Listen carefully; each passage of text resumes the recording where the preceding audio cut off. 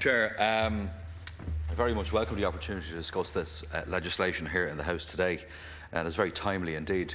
Last July, as the House will recall, when the JLC system protecting low-paid workers was struck down in the courts, many on the opposition benches shouted very loudly indeed that we in government, and particularly the Labour Party, would use the court decision as a convenient fig leaf to avoid fulfilling our obligations to lower paid workers, many of whom are often on modest incomes.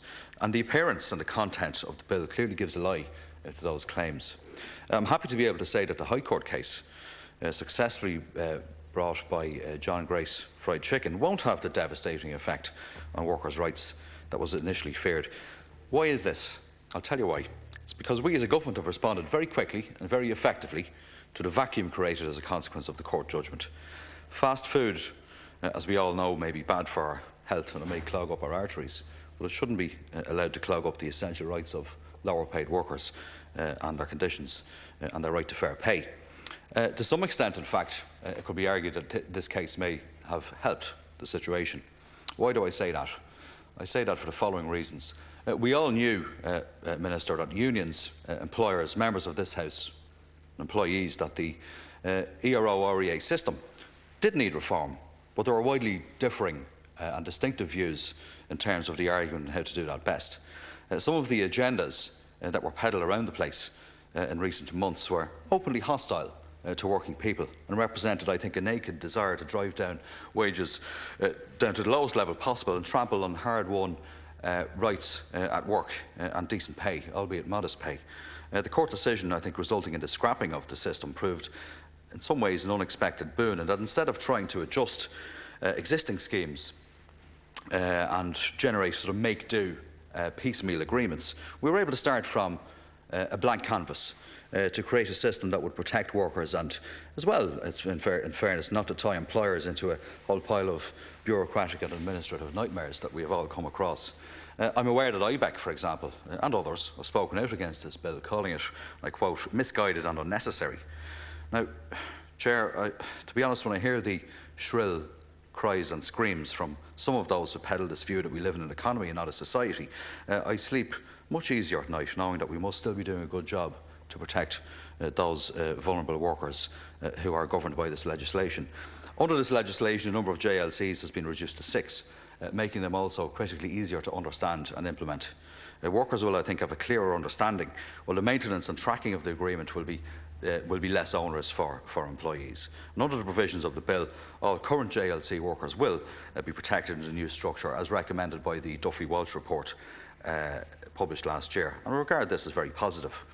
The bill, of course, makes legislative provision for companies to derogate from the terms of EROs and REAs in cases of financial difficulty through an inability to pay clause.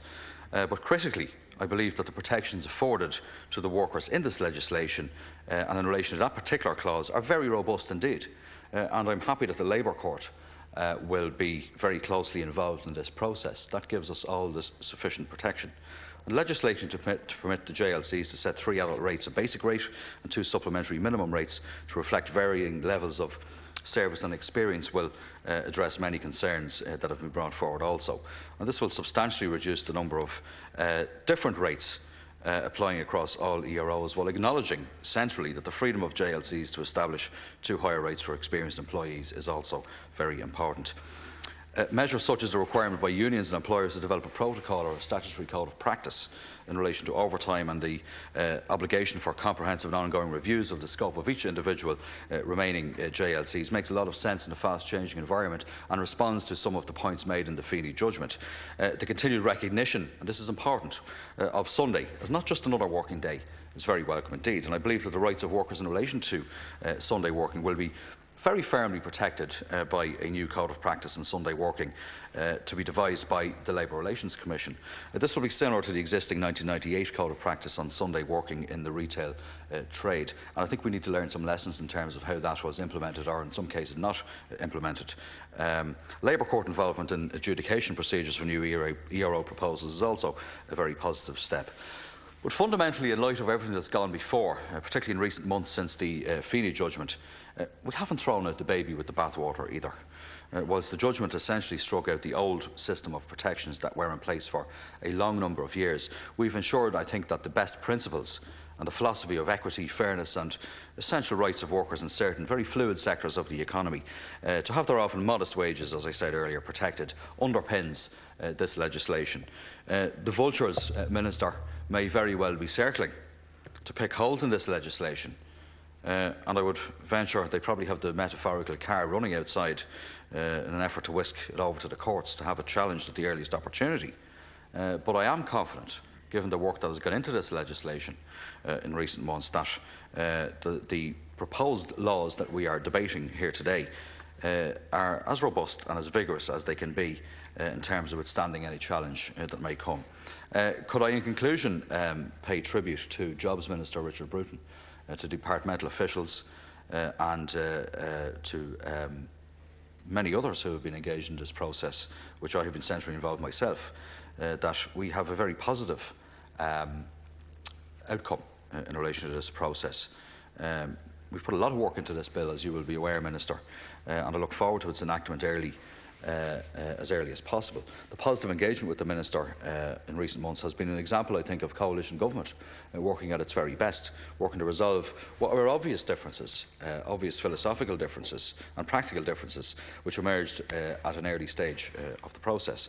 I don't think it is in anybody's interests to see the wages of lower paid workers driven down with official legislative encouragement. It does nothing for the struggling Irish high street in all our constituencies, in all the towns and villages we represent, and it damages social solidarity and basic everyday essential economic activity. I'm happy to support this legislation and I look forward to its enactment very shortly.